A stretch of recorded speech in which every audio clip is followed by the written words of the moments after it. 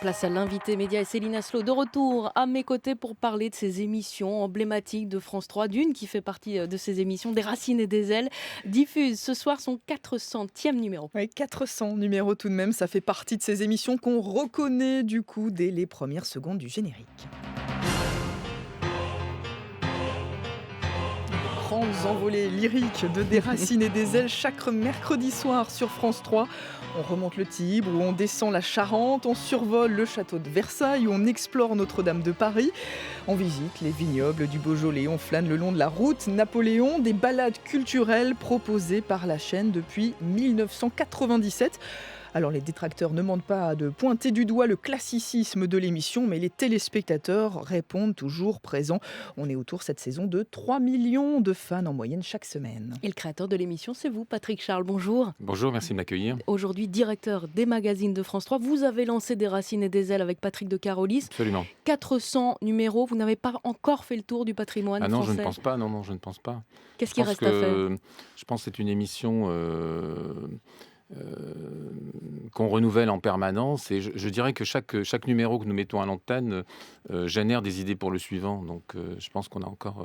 Parce que comment faire pour justement ne pas être répétitif? Le patrimoine, lui, il change pas beaucoup en fait d'une année sur l'autre. Ne croyez pas cela. Je pense au contraire que moi je dis toujours que le patrimoine, dans le cadre de l'émission, se conjugue au présent, et les acteurs du patrimoine, ce sont des gens qui, ou professionnels de la culture ou lambda, comme vous et moi, ce sont des gens qui vivent au XXIe siècle et qui se mobilisent et qui sont acteurs de terrain. Nous, on aime beaucoup les acteurs de terrain dans l'émission, et je crois que c'est l'une des clés du succès de l'émission, c'est que nous aimons, au-delà évidemment des visuels qui sont toujours très spectaculaires et que nous mettons en scène de façon à les magnifier encore. Je pense que les clés d'entrée de l'émission, ce sont des hommes et des femmes qui sont acteurs de terrain, qu'ils soient professionnels ou lambda.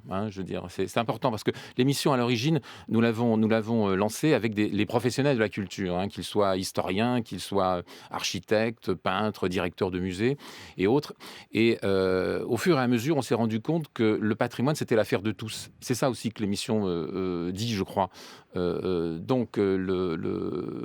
Ce sont bien sûr, c'est une affaire de professionnels, mais aussi c'est l'affaire de tous les Français. Et c'est pour ça, je crois, que l'on touche beaucoup les gens.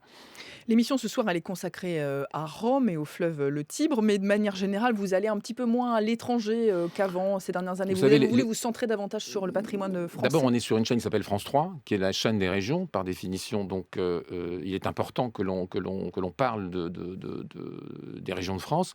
Mais à l'origine, bien sûr, on a fait de grandes émissions à Luxor, à Saint-Pétersbourg, à Pékin. Mais on a toujours été majoritairement franco-français. Parce que ça marche mieux? Écoutez, ce qui nous plaît beaucoup, c'est que quelle que soit la thématique et quel que soit le lieu où l'on se situe, où l'on choisit de poser nos caméras, l'audience, avec évidemment des différentiels, mais l'audience est à peu près stable. Je veux dire, où que l'on aille en France, que l'on aille comme récemment dans le Nord-Pas-de-Calais ou au fil de la Charente, on fait à peu près la même audience. Il n'y a pas de région qui non, c'est pour ça que je crois l'autre. que les gens sont sensibles à une manière de raconter. Oui. Je crois que c'est ça aussi. Alors, une manière de raconter, puis une manière de montrer aussi, parce que la qualité Absolument. visuelle est toujours effectivement très importante dans l'émission. Vous vous appuyez sur des techniques de tournage, les drones, la 3D par exemple. Bien sûr. Les deux composantes en fait de l'émission, c'est le fond. Évidemment, il faut qu'il y ait du fond, mais ça, c'est pas très compliqué parce qu'on vit dans un pays extraordinaire, je veux dire, avec des lieux de culture et d'histoire extraordinaires.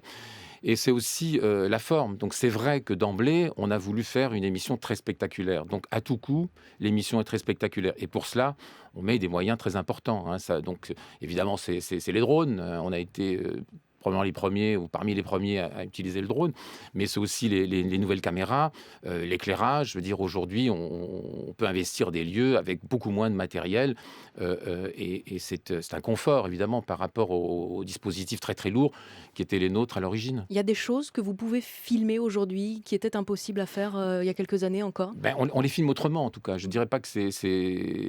Et c'est ça aussi quand vous m'interrogez en me disant est-ce qu'on peut continuer? Oui, parce qu'on peut retourner aux mêmes endroits et les mettre en scène différemment. Mais c'est un peu le paradoxe de l'émission, c'est-à-dire que c'est très innovant sur la forme, mais c'est plus classique, on va dire, quand même sur le fond.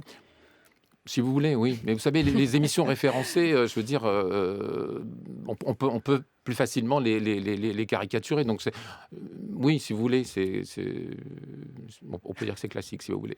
Mais on sent, Ça ne me gêne pas. on sent à France Télévisions qu'il y a effectivement un vent de changement qui souffle, qu'il y a beaucoup de réflexions autour du renouvellement des marques pour la rentrée prochaine. Est-ce que Des Racines et des Ailes est concerné? Mais oui, mais je dirais que les Racines et des Ailes est concerné en permanence. Je veux dire, c'est en permanence qu'on a... Quand on a lancé Passion Patrimoine en 2010, on souhaitait justement exprimer ce que je vous ai dit tout à l'heure, que le patrimoine, c'est l'affaire de tous. Donc on s'est dit que tout un chacun était acteur là où il se situe, là où il vit, là où il travaille, de cette idée que savoir qui l'on est, d'où l'on vient, c'était important. Mais Des Racines et des Ailes, et ça c'est Patrick de Carolis qui est à l'origine de l'intitulé, ça veut dire aussi des racines, qui l'on est évidemment, mais qui l'on est pourquoi ? Pas pour rester entre soi ou dans l'entre-soi, c'est justement pour s'ouvrir aux autres. Et la promesse de l'émission, c'est ça, c'est Des Racines et des Ailes pour circuler, pour s'ouvrir aux autres. Est-ce qu'on se donne rendez-vous pour le numéro 500? Si vous voulez, mais moi je vous dirais qu'on n'est pas là pour battre des records. Hein. L'ambition, c'est pas d'entrer au Guinness des records. Mais pourquoi pas? Très volontiers, je reviendrai très volontiers. Et pour l'instant, on le regarde, le numéro 400 ce soir, 20h50 sur France 3. Des Racines et des Ailes ce soir consacré à Rome. Merci beaucoup Patrick Charles, directeur des magazines de France 3. Et merci à vous Céline Asselot.